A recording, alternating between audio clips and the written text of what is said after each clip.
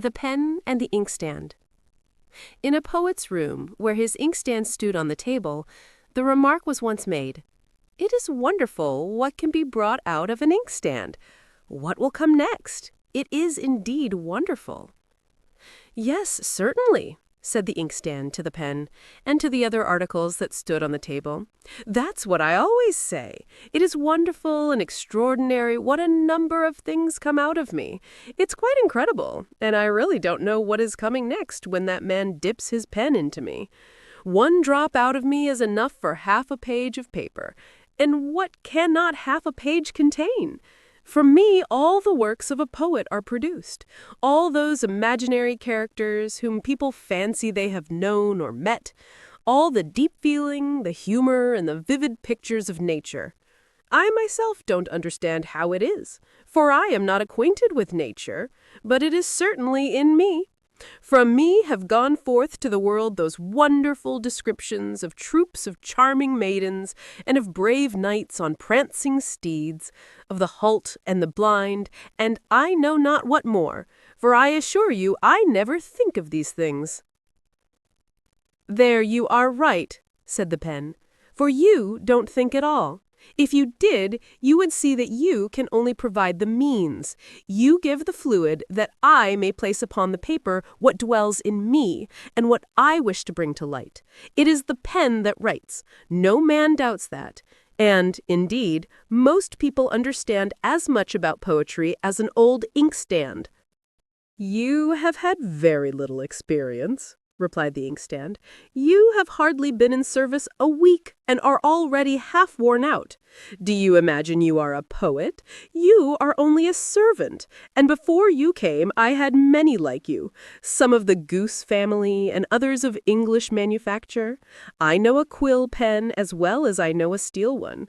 I have had both sorts in my service, and I shall have many more when he comes, the man who performs the mechanical part and writes down what he obtains from me. I should like to know what will be the next thing he gets out of me." "Inkcot," exclaimed the pen contemptuously. Late in the evening, the poet came home.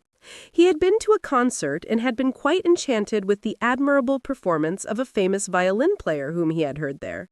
The performer had produced from his instrument a richness of tone that sometimes sounded like tinkling water drops or rolling pearls, sometimes like the birds twittering in chorus and then rising and swelling in sound like the wind through the fir trees. The poet felt as if his own heart were weeping, but in tones of melody, like the sound of a woman's voice. It seemed not only the strings, but every part of the instrument from which these sounds were produced. It was a wonderful performance and a difficult piece, and yet the bow seemed to glide across the strings so easily that it was as if anyone could do it if they tried. Even the violin and the bow appeared to perform independently of their master who guided them. It was as if soul and spirit had been breathed into the instrument. So the audience forgot the performer in the beautiful sounds he produced. Not so the poet. He remembered him, and named him, and wrote down his thoughts on the subject. How foolish it would be for the violin and the bow to boast of their performance, and yet we men often commit that folly. The poet, the artist, the man of science in his laboratory, the general, we all do it. And yet we are only the instruments which the Almighty uses. To Him alone the honor is due. We have nothing of ourselves of which we should be proud. Yes, this is what the poet wrote down. He wrote it in the form of a parable and called it "The Master and the Instruments." "That is what you've got, madam," said the pen to the inkstand, when the two were alone again. "Did you hear him read aloud what I had written down?" "Yes, what I gave you to write," retorted the inkstand. "That was a cut at you because of your conceit. To think that you could not understand that you were being quizzed. I give you a cut from within me. Surely I must know my own satire."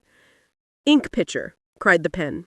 "Writing stick," retorted the inkstand, and each of them felt satisfied that he had given a good answer. It is pleasing to be convinced that you have settled a matter by your reply. It is something to make you sleep well. And they both slept well upon it. But the poet did not sleep. Thoughts rose up within him like the tones of the violin, falling like pearls or rushing like the strong wind through the forest. He understood his own heart in these thoughts. They were as a ray from the mind of the great master of all minds. To him be all the honor.